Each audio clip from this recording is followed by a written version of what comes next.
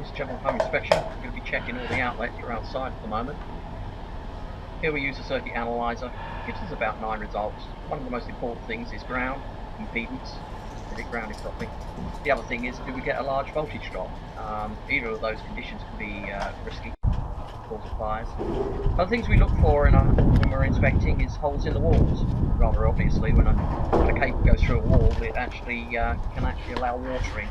So we're going to be looking for the penetration points and where water will get in. We're recommending caulking wherever that happens.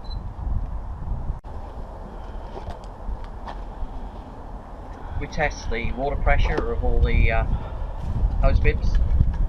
Make sure we've got the right water pressure. This one came out at 40 pounds. It can come higher. We want it between 40 and 60.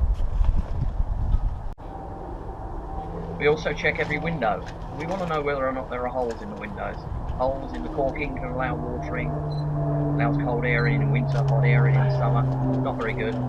So we make a record of all of those. Because as we're going around the house, we're also inspecting generally. Now we're going to do another test here, make sure the circuit is working properly.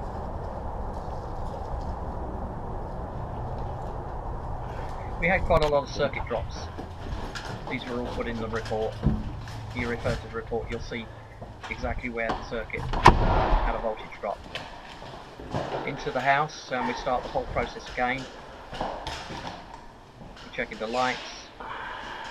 We check the outlets.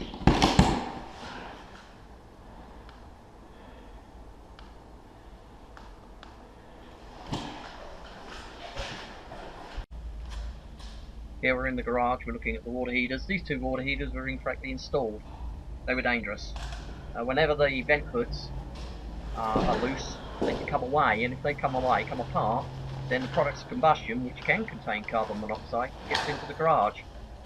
And that's a deadly gas, you don't want it. Another deadly gas, which can cause an explosion, is the natural gas supplying the gas pipes, or supplying the water heaters. Here we're going to do a gas leak test. We use an instrument that sounds a bit like a Geiger counter, but it's not. It basically will tell us if there's any gas leaking. Everywhere there's a gas pipe we check. This one proved to be okay. No gas leaks at the water heaters. All very good.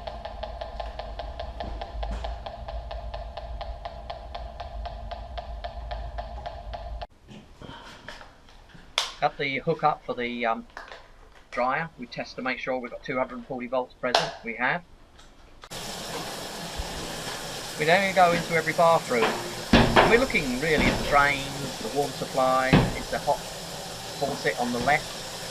Does the cold faucet provide cold water? Do the outlets work? Does the GFCI trip?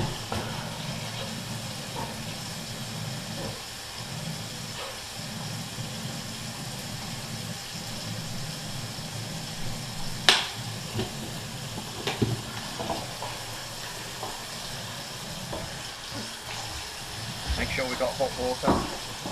Always look under the sink to make sure that there's isolators. Very important. If you want to change that faucet in years to come, you'll need isolators.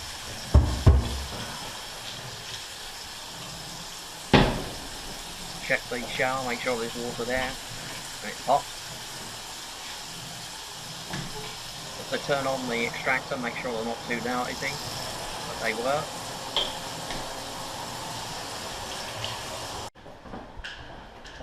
As we go through every room, every window that can be opened, if you can get at it, we'll open it. Sometimes you can't reach them. Here we're trying the windows, make sure they open. If they don't open properly, it means they may be fitted incorrectly, and in the year they can crack and break as the building moves and expands and cracks. These windows are good.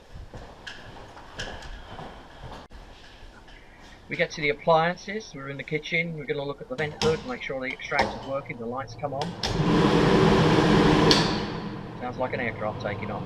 Then we check for the gas, make sure we've got gas at the cooktop. And make sure we've got the pipe correctly installed, flexible pipe, got a regulator. should also have a gas isolator. Yeah, to turn it off. Yep, it's there. And that's where we're going to actually test for a gas leak.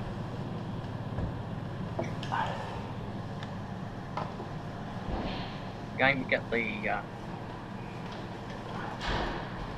gas detector out. These are very sensitive. If anything, they'll tell you you've got a gas leak when you haven't, so you've got to be sort of careful. But they're, I'd rather call for a gas leak repair that wasn't needed than not call for one when one was needed. You know, you can get quite an explosion if you fill the house full of gas.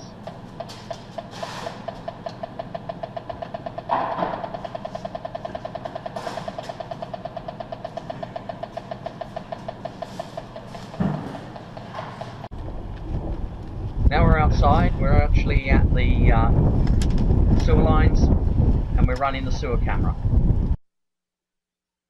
We're in the sewer here, we're looking for breaks in the pipes. There's water running through the sewer line at the moment. I fill it with water, then I drain it out and see if there's any left in there. Should never be any water left in. But initially the water runs, it helps the camera slide through the pipe, reduces the friction.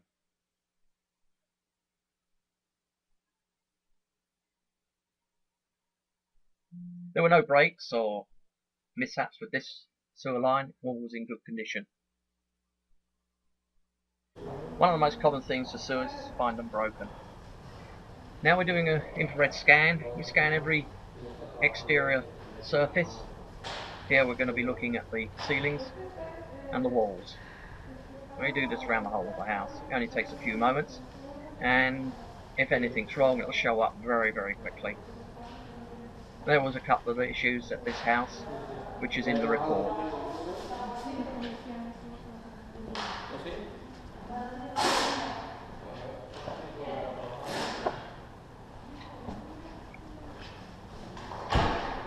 Now we're coming up into the family area.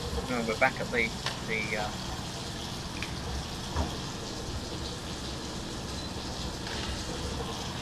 which is a repeat of the video. Yeah. It's actually setting up to test the